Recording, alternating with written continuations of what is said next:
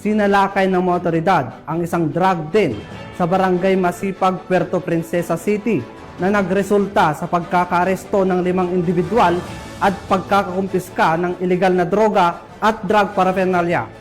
Magbabalita dyan si Patrolwoman Ferlyn Joy Kawile.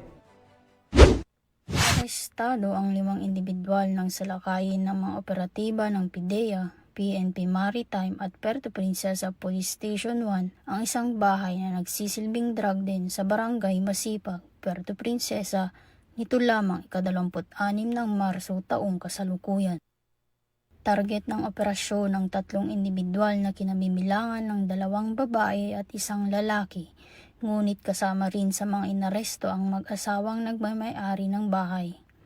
Aabot sa 14 pakete ng hinilang shabu na may timbang na 15 gramo ang nasamsam sa operasyon na tinatayang nagkakahalaga ng 102,000 pesos. May nakumpiska ring mga drug paraphernalia mula sa mga sospek.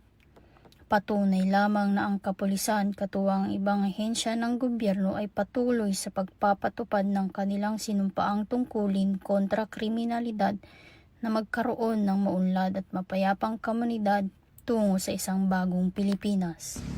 Mula dito sa Calapan City, Oriental, Mindoro, ako ang iyong PNN correspondent, Patrolwoman Ferlyn Joy Kawile, alagad ng batas, taga-taguyod ng Balitang Pulis.